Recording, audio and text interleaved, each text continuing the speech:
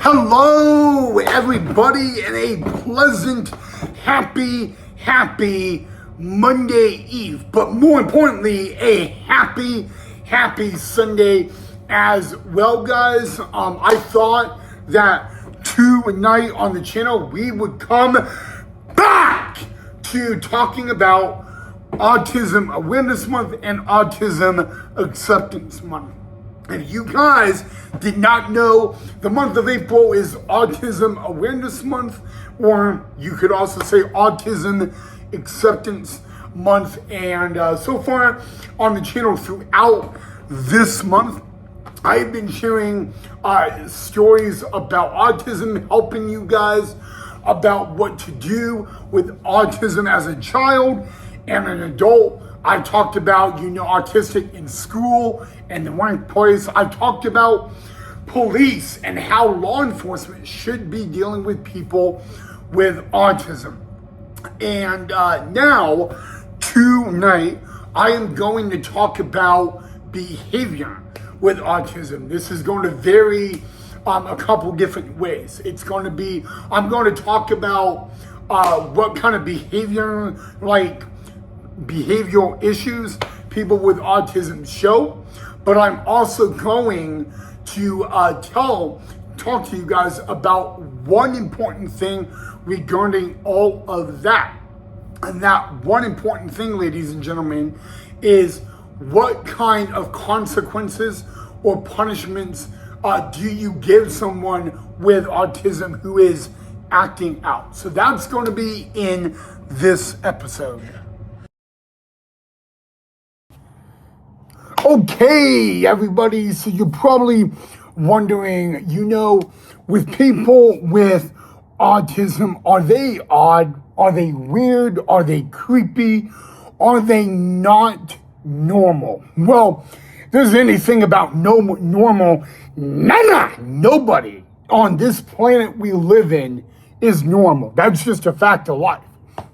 Okay? But I do get asked a lot, are people with autism unique? Are they odd? Are they weird? And are they creepy?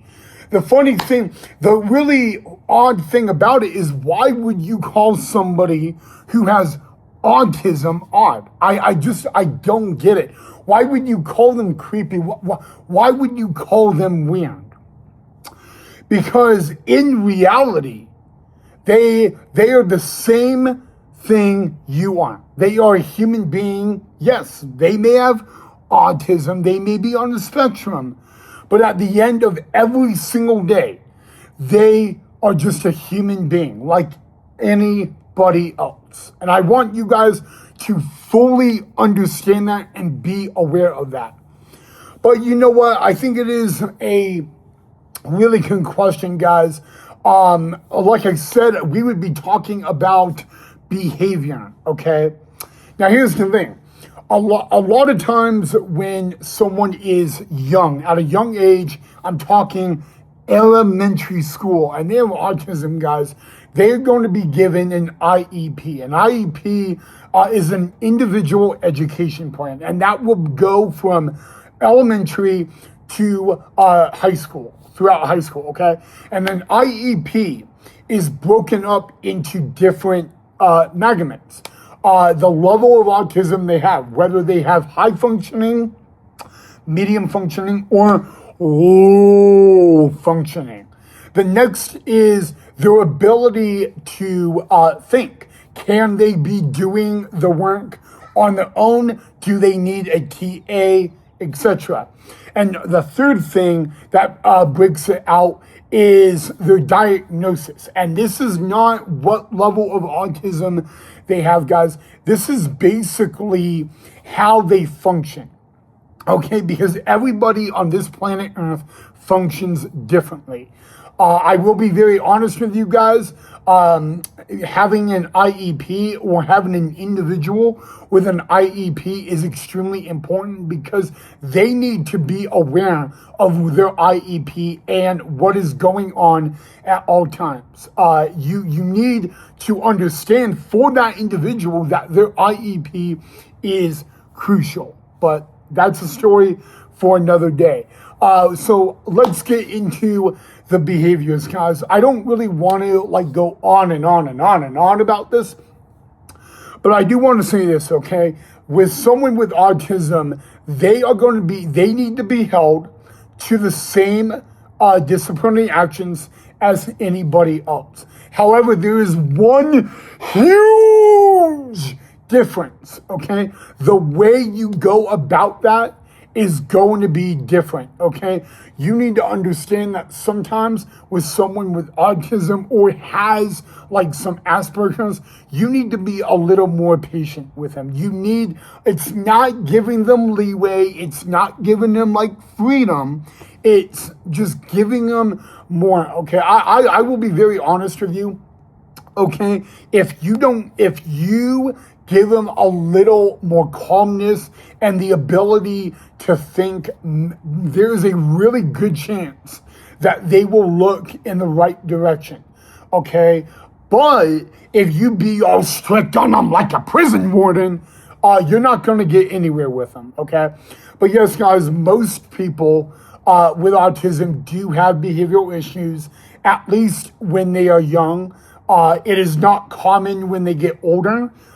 It can be. I mean, someone like me, guys, with autism in their 20s can still have behavioral issues. However, that doesn't make them weird, odd, or creepy. It makes them human, okay? There are a lot of people with autism who aren't an adult in their 30s or 40s, and the one thing they cannot do is use their words, okay? And what I mean by that is they cannot verbally do it. When they're struggling or having a rough time, they will use their words in a different way. Either these are the two main ways. Either option one is by physical, which means they will bang their head, slam their head, all that. That is action behavior number one. Or number two is they will write it down, okay? And you always hear the term, use your words. Well, if they are writing it down, they are using their words.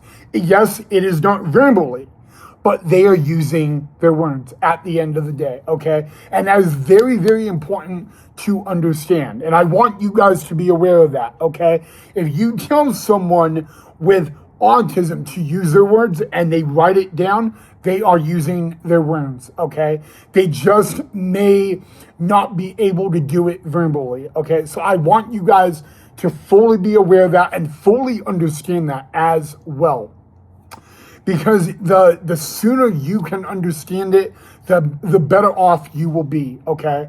But it's very important that you just realize that, okay? They don't have to write it down. They don't have to say it, like jibber jabber it.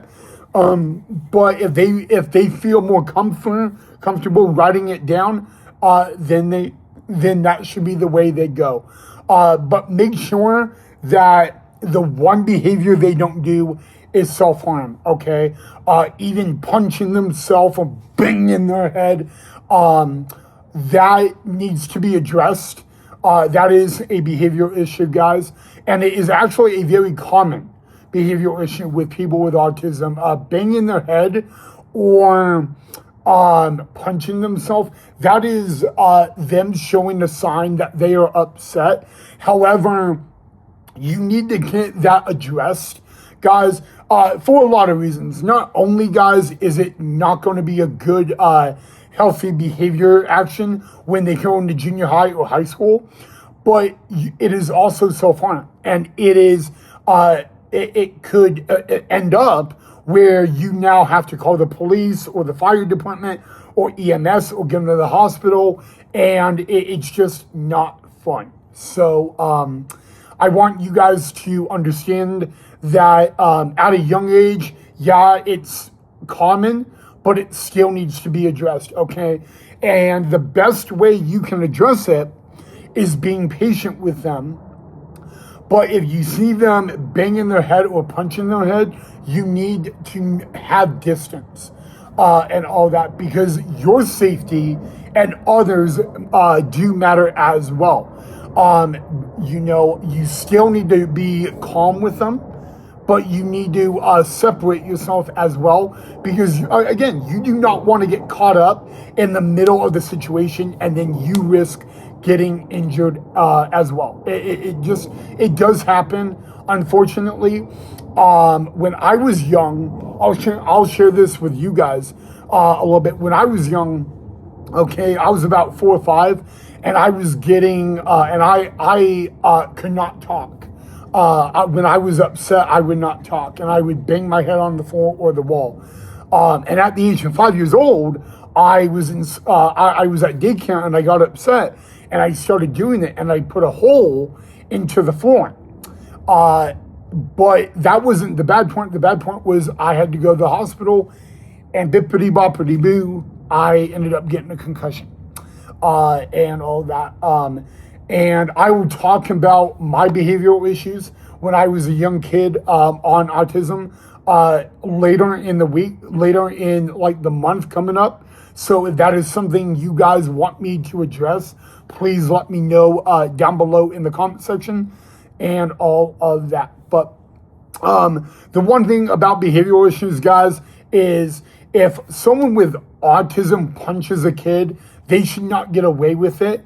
But the route you go into a disciplinary action is going to be a little bit different than you would do with someone who does not have autism. And that's important as well.